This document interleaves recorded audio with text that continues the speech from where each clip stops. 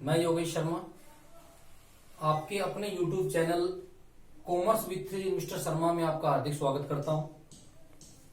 अपन इस online class में पढ़ रहे थे आरबीएससी में क्लास 12th के विषय लेखा शास्त्र को, और लेखा शास्त्र में अपना जो अध्याय चल रहा था, चैप्टर चल रहा था, वो चल रहा था चैप्टर नंबर 5 कंपनी लेके, issue of shares and debenture. और ये चैप्टर आपके सिलेबस में 8 नंबर का अंक भार रखता है। उसमें से अपना जो टॉपिक चल रहा था वो टॉपिक चल रहा था अंशों का निर्गमन। देखिए लास्ट क्लास तक अपन ने क्या पढ़ लिया, मैं उसको थोड़ा रिपीट कर देता हूं। लास्ट क्लास तक अपन ने ये पढ़ा था कि अंशों का निर्गमन किन प्रतिफलों के लिए किया जा सकता है। तो मैंने आपको वहां बताया था कि अंशों का निर्गमन 2 प्रतिफलों के लिए किया जा सकता है। नंबर 1 क्या है, रोकड़ के अतिरिक्त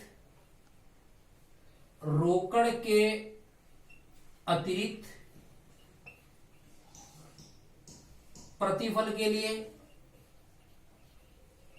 और सेकंड मैंने आपको ये बताया था, कौन सा बताया था मैंने सेकंड मैंने आपको ये बताया था कि रोकड़ प्रतिफल के लिए,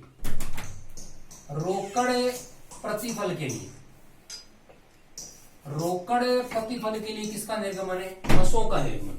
देखिएगा रोकड़ के अतिरिक्त अन्य प्रतिफल में अपने 3 सिचुएशन पढ़ी, मैं रिपीट करवा रहा हूं आपको। नंबर 1 अपने पढ़ा संपत्ति क्रय के लिए, नंबर 2 अपने पढ़ा व्यापार क्रय के लिए, नंबर 3 अपने पढ़ा कंपनी के प्रवर्तकों या कर्मचारियों को उनकी सेवा के बदले। इससे संबंधित अपने इसकी थ्योरी देखी, इसकी जनरल प्रविष्टियां देखी, और इससे संबंधित न्यूमेरिकल क्वेश्चन भी अपन ने इसमें देख ली। अब हमें सेकेंड कंडीशन शुरू करनी है कि कंपनी द्वारा अंशों का निर्गमन किसके लिए, रोकड़ के लिए। देखिए एक कंपनी के द्वारा जो अंशों का निर्गमन किया जाता है उसका मूल उद्देश्य ही क्या होता है, रोकड़ की प्राप्ति होती है। और अंशों का निर्गमन कौन सी कंपनी करती है, अंशों का निर्गमन करती है पब्लिक कंपनी,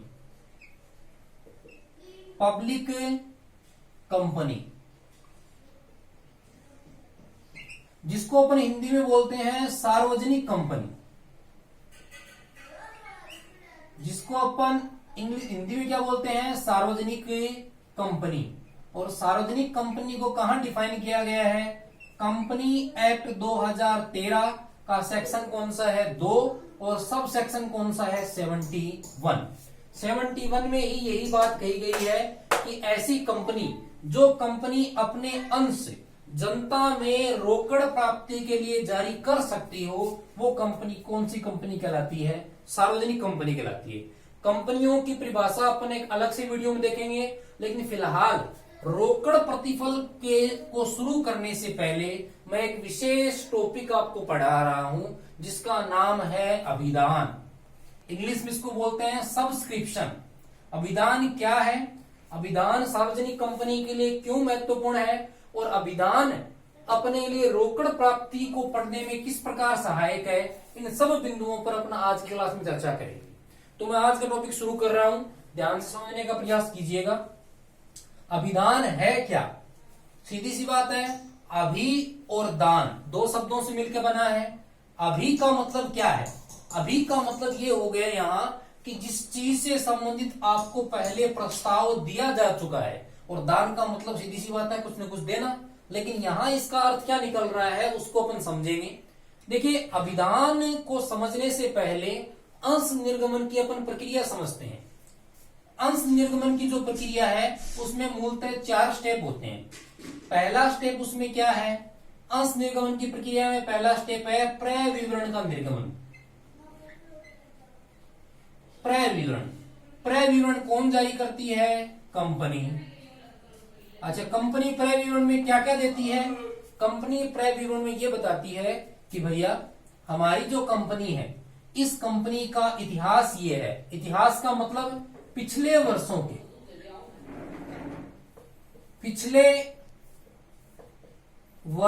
के वित्तीय विवरण, यही तो बताएगी उसमें, पिछले वर्ष के वित्तीय विवरण प्लस क्रय विवरण में। और क्या होता है, क्रय विवरण में होता है कंपनी के द्वारा जो वर्तमान में अंश जारी किए जा रहे हैं उन अंशों का विवरण। तो ध्यान रखिएगा, सबसे पहले कंपनी अंश निर्गमन की प्रक्रिया में क्या जारी करती है? क्रय विवरण जारी करती है। क्रय विवरण होता क्या है? क्रय विवरण कंपनी की सार्वमुद्रा युक्त एक प्रकार का विवरण पत्र है जो क्या करता है? जो जनता को अंश क्रय के लिए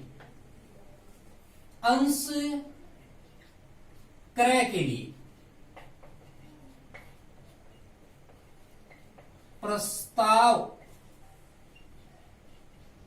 करने का निमंत्रण देता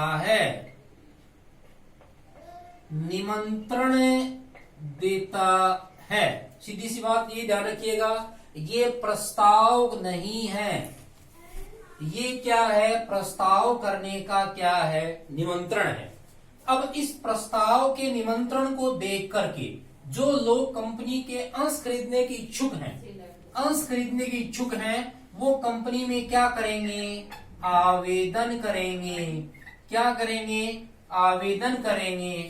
आवेदन के आधार पर कंपनी उन्हें क्या करेगी? अंशों का आवंटन करेगी, और आवंटन करने के बाद अगर आवश्यक हुआ तो कंपनी इन अंशों पर क्या कर सकती है? मांग भी कर सकती है। ये अंश निर्गमन की प्रक्रिया है। लेकिन हमें हमारा टॉपिक पढ़ना है अभिधान। अभिधान क्या है वो देखिएगा।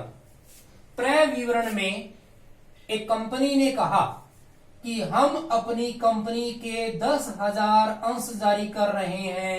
कितने अंश जारी कर रहे हैं? 10,000। और एक अंश की वैल्यू कितने रुपए की है? 100 रुपए की। तो मैं आपसे ये पूछ सकता हूं क्या कंपनी द्वारा जारी की गई पूंजी कितनी होगी?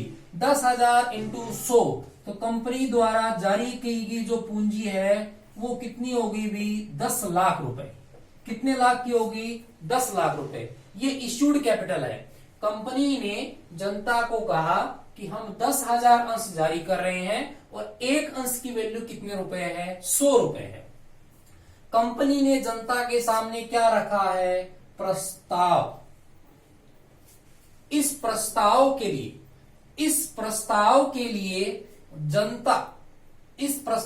लिए जनता जो आवेदन करेगी, जो खरीदने के लिए तैयार होगी, उसे बोलते हैं अभिधान। जैसे लोगों ने कहा कि हम कंपनी के अंश खरीदेंगे, कितने के कितने?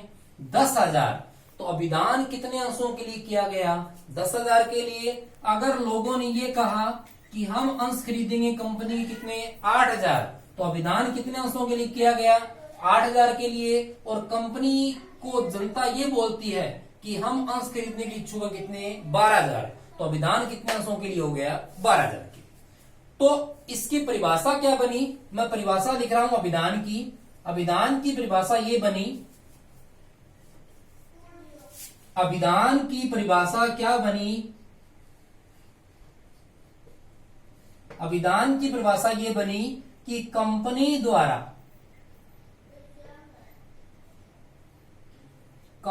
द्वारा जारी किए गए, क्या मैं शब्द काम में ले सकता हूं? प्रस्तावित, क्योंकि अभी तक ये पूर्णतः आवंटित नहीं हुए, इसलिए इसके नाम ले सकता हूं कंपनी द्वारा जारी किए गए प्रस्तावित अंशों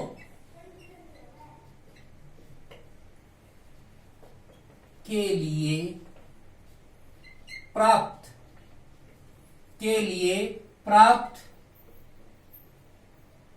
जनता के आवेदन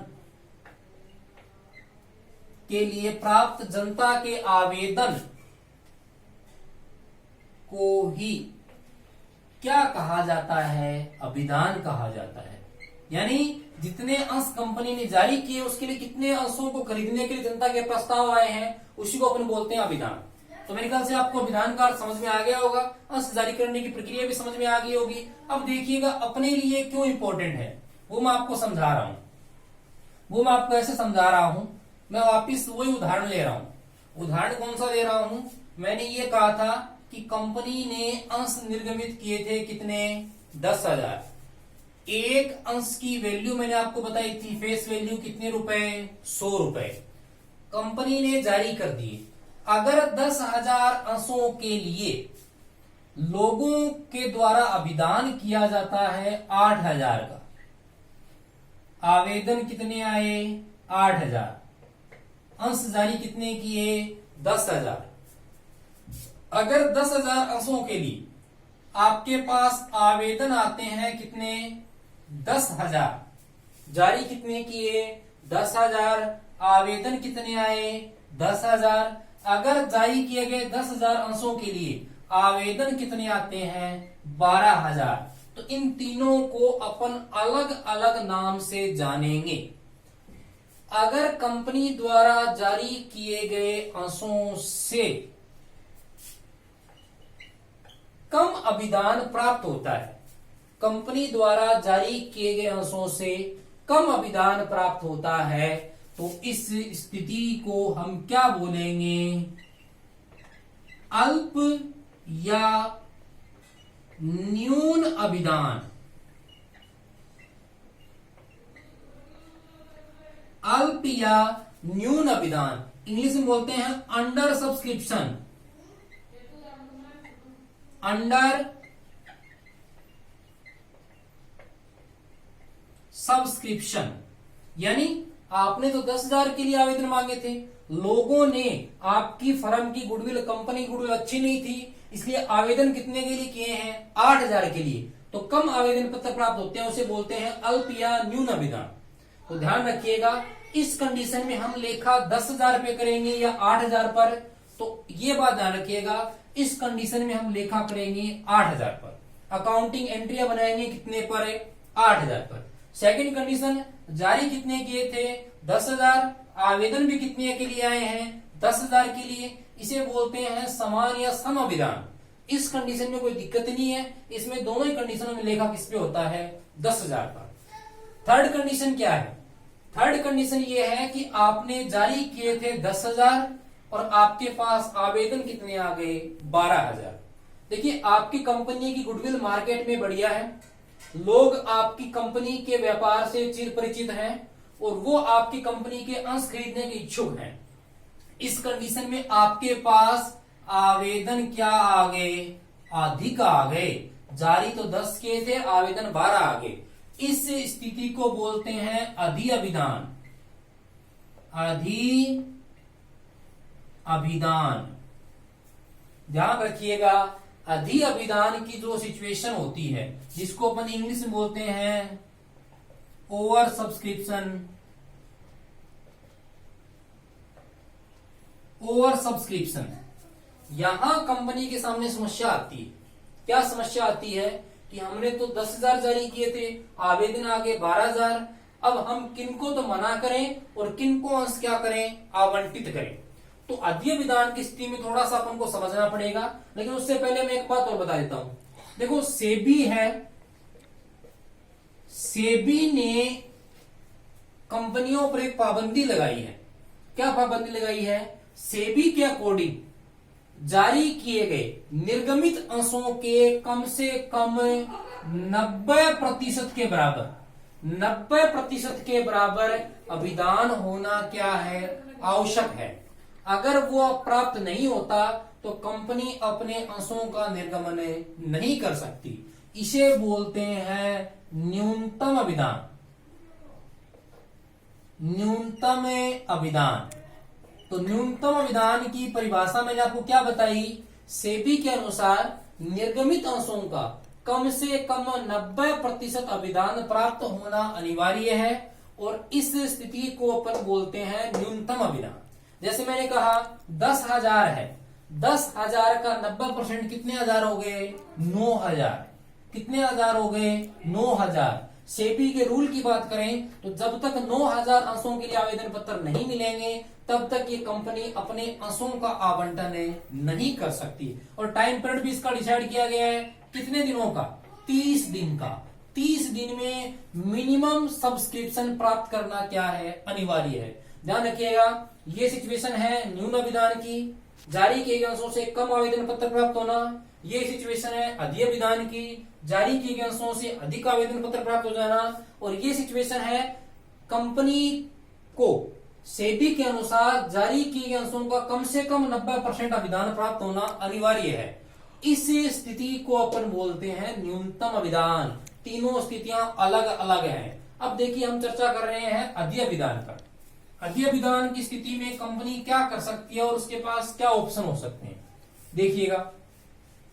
अधीय विधान का मतलब मैंने आपको बताया कि कंपनी ने अंश जारी किए, उससे ज्यादा आवेदन पत्र प्राप्त हो जाना, अधीय विधान।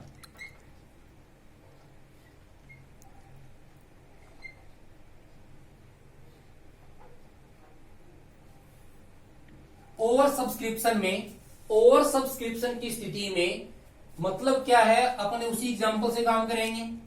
आपको पता है कि हमने अंश जारी किए थे कितने, 10,000, और हमारे पास आवेदन कितने आए हैं, 12,000।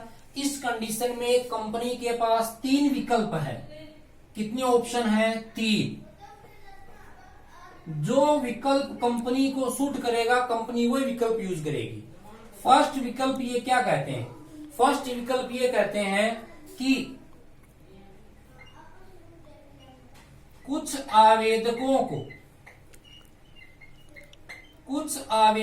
को पूर्ण अंश आवंटित कर दो।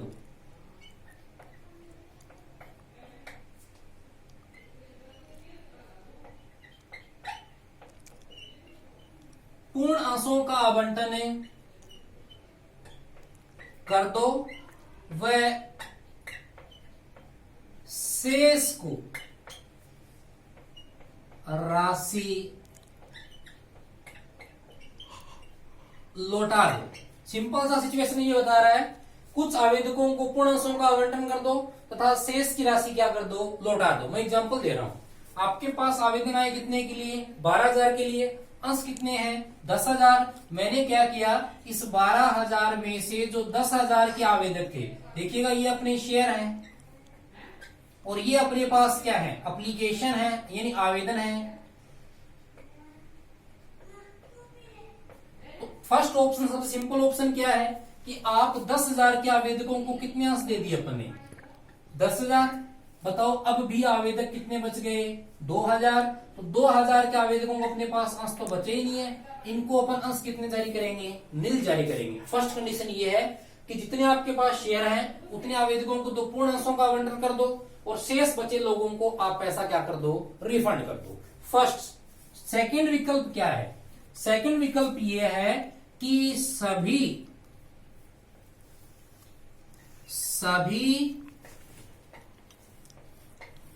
आवेदकों को यथानुपात बंटन कर दो। सभी आवेदकों को यथानुपात बंटन कर दो। यथानुपात बंटन करने का मतलब ये हो गया, अभी मैं वापस लिख रहा हूं उसी क्वेश्चन को। आपके पास जारी किए गए अंश कितने थे, 10,000। आवेदन कितने आए थे, 12,000।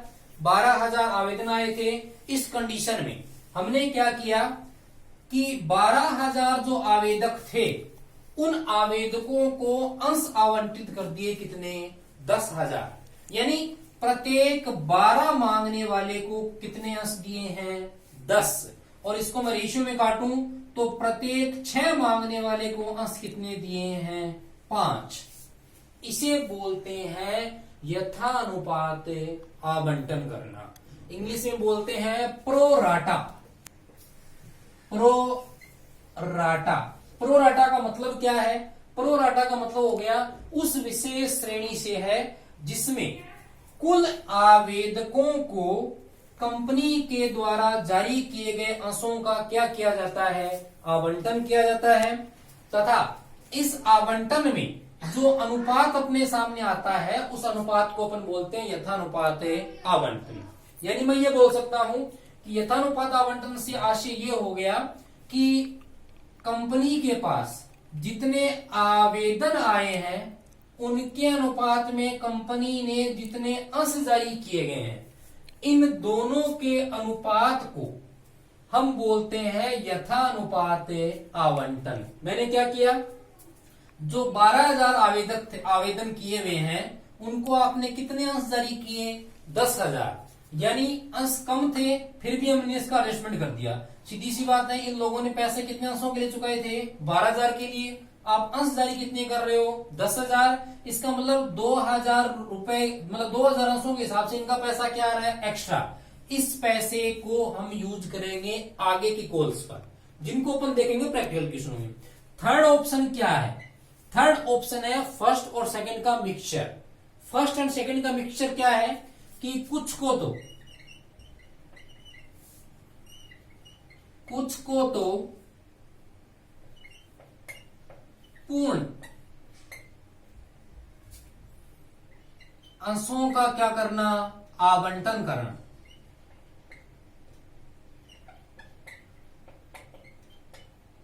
आवंटन करना तथा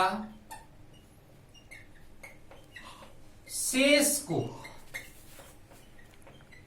यथानुपात, शेष को यथानुपात आवंटन करना। मतलब ये है कि फर्स्ट ऑप्शन और सेकंड ऑप्शन दोनों का मिक्सचर। जैसे मैं आपको समझा रहा हूं, एग्जांपल दे रहा हूं मैं यहां। कंपनी ने अंश कितने जारी किए थे, 10,000। आवेदन कितने आए थे, 12,000।